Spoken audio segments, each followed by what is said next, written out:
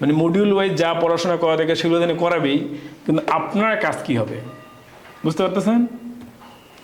প্রথম মাসে যেটা করবেন, বিভিন্ন মার্চেন্টিংয়ের পাশাপাশি অন্য অন্য ইন্ডাস্ট্রি মানে ডিপার্টমেন্ট সম্পর্কেও আপনাকে নলেজ গ্যাদার করতে হবে।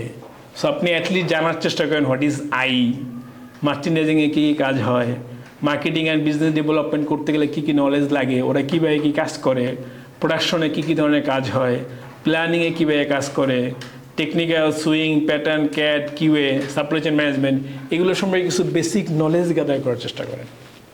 বুঝতে পারতেছেন? সেশনে যা থাকবে তা তো থাকবেই।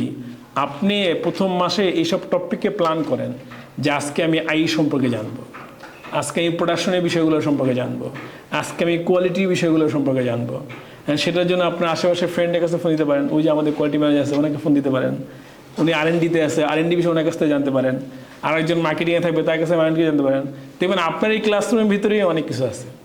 এর একেবারে এই কিছুর মধ্যে না থাকলে আপনি AI নিয়ে ইউজ করতে পারেন, তবে এর অনেক টুলস আছে সেগুলো ব্যবহার করতে পারেন, ইউটিউব ভিডিও দেখতে পারেন, মার্কেটে বই অ্যাভেলেবেল আছে সেগুলো করতে পারেন।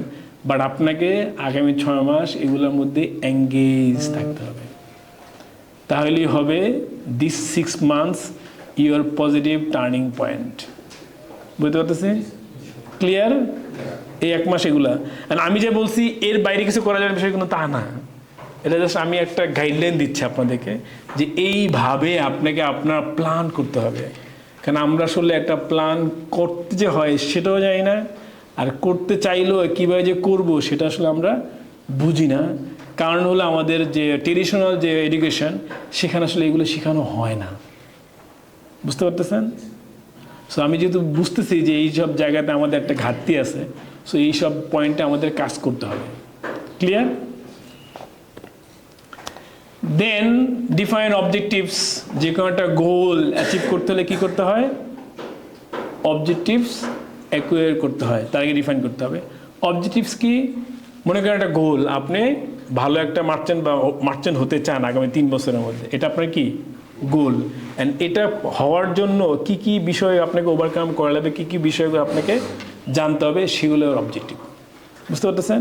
সো আপনি কী কী অবজেক্টিভ নিয়ে কাজ করবেন সেগুলোকে আগে ডিফাইন করবেন।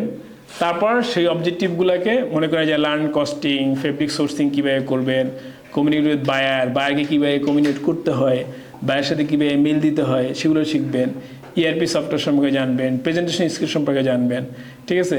এগুলোর জন্য কিছু কোর স্কিল লাগবে, কি? English language. দেখছেন প্রথম 2টা পয়েন্ট বলছিলাম, এখানে কিন্তু প্রথমেই 2টা আছে। দেখেন এখানে আমার দিকে না, বোর্ডে দেখেন, English language and IT skills. এরপরে ERP সিস্টেম সম্পর্কে ধারণা রাখা, কারণ আপনি এখন ERP সম্পর্কে এক্সপার্ট হতে পারবেন না, কারণ প্র্যাকটিক্যালি যখন যে কোম্পানিতে ঢুকবেন সেই কোম্পানিতে ওয়েব বেসড হোক বা সফটওয়্যার বা অ্যাপ বেসড হোক, সফটওয়্যার থাকবে, সেগুলো ব্যবহার করা শিখতে হবে। এগুলো অনলাইনে অনেক টুলস আছে, আমরা টুকটাক ধারণা দিয়ে দিব। তারপর হলো কমিউনিকেশন স্কিল, মানে নেটওয়ার্কিং করবেন, কোন ইনফরমেশন কাকে কীভাবে পাস করতে, এগুলো আপনার শেখার চেষ্টা করবেন। আরেকটা বিষয় হলো স্টার্ট ইয়োর লিঙ্কডইন জার্নি। কারণ যেহেতু এই ইন্ডাস্ট্রির সোশ্যাল বিংরা কোথায় থাকে? ইনস্টাগ্রামে না, লিঙ্কডইনে থাকে। সো আপনাকেও লিঙ্কডইনে থেকে তাদের সাথে কানেক্টেড হতে হবে।